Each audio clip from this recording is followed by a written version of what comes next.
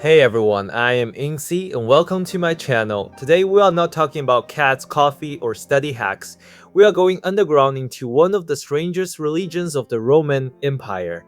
Imagine this. You are a Roman soldier, your shift on the frontier is finally over, and instead of going home, you head down into a dark underground room with your friends. Torches are burning, the ceiling is low, and everyone is sitting on long benches facing a small altar at the end of the room. Welcome to the cult of Mithras, one of the most mysterious religious clubs in the Roman Empire. In this video, we are going to sneak into that underground meeting, figure out what the worshippers believed, and see why Mithras felt so perfect for soldiers, merchants, and imperial officials all over the empire. We will look at three kinds of evidence historians use to reconstruct this religion: literary texts, stone inscriptions, and the archaeological remains of the temples themselves. So first, what do we actually know about Mithras himself? The images that show up again and again do not give us a neat biography, but they do give us a vibe. Mithras is young, energetic, and always in action. Most famously, he is shown jumping onto a bull and stabbing it in the neck while wearing a very dramatic flying cape like an ancient Marvel hero who took a wrong turn into a petting zoo. For worshippers, this was not animal cruelty content. It was a cosmic story about light defeating darkness and a god who could guide their souls through danger. And the people who gathered in Mesera temples, the Messeria, were mostly men connected to the army, trade, and imperial administration, looking for a tight brotherhood and a god who understood risk and loyalty. Next, we will zoom in on what actually happened inside these meetings and how the initiation grades turned Messerism into a lifelong journey. So now that we have met Mithras, let us actually walk into one of his temples and see what went on inside. A Mithraeum was usually a long, narrow room that felt like a cave. In fact, many of them were built underground or had ceilings painted with stars to make the space feel like the cosmos itself. Along both sides, there were raised benches where the members could recline or sit. In the middle, there was a low aisle, and at the far end, an altar and a big image of Mithras killing the bull. So if you stepped inside, you were not just walking into a random basement, you were stepping into a mini version of the universe with Mithras at the center as the guide.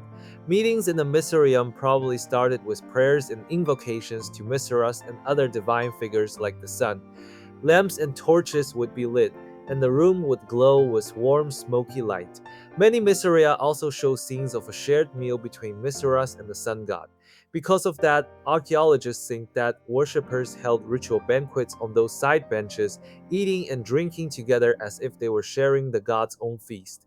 For the members, this was not just about free food.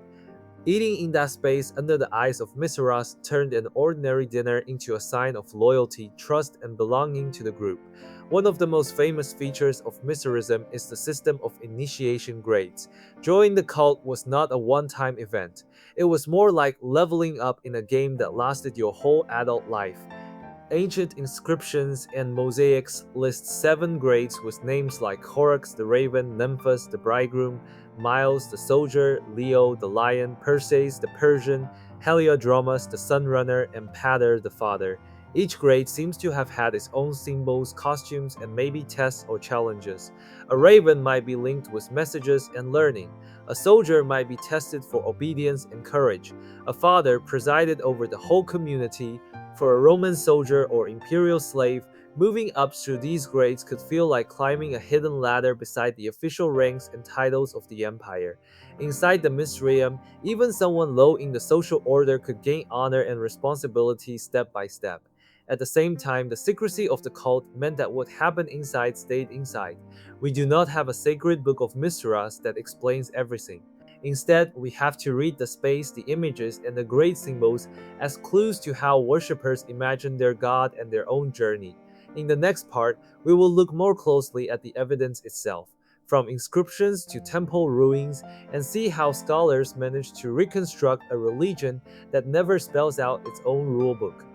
Now that we have a picture of life inside a Mithraeum, there is a big question we have to ask. How do we even know any of this?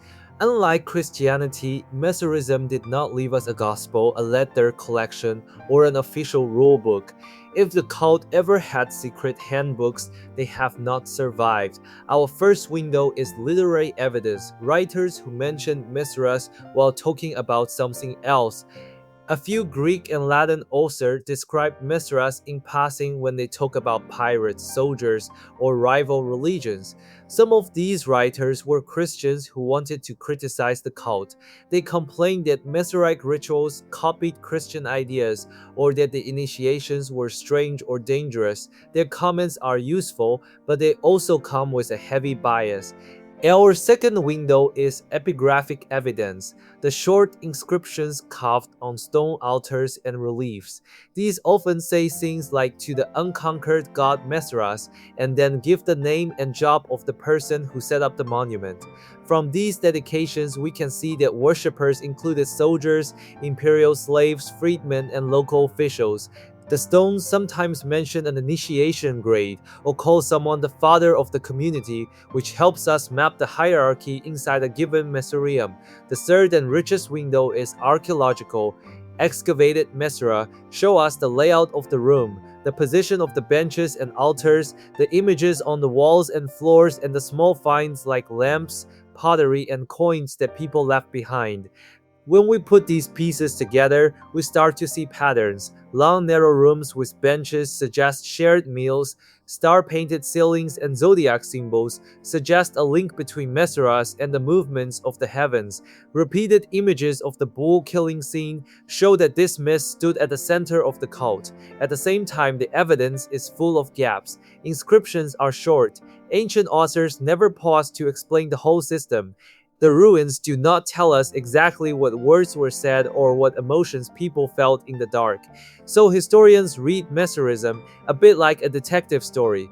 We listen carefully to hostile critics, we count and map inscriptions, we trace the architecture of the temples, and we test different interpretations against the material remains. This also makes Mithraism a good case study for our course. It shows how much of Roman religious life is reconstructed from fragments and how much depends on who had the power to carve their god, their name, and their story into stone. In the next part, we will connect Mithraism back to the wider Roman world and ask what needs this cult was meeting for the people who chose to worship in these underground rooms. So how does all of this fit into the bigger picture of religion in the Roman Empire?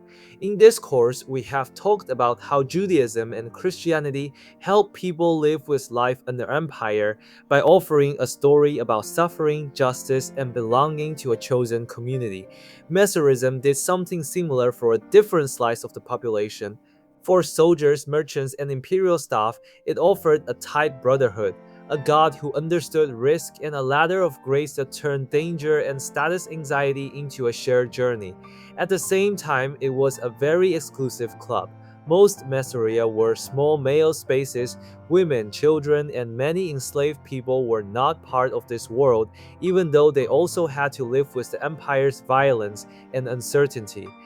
That contrast helps us see a key theme of Roman religious life.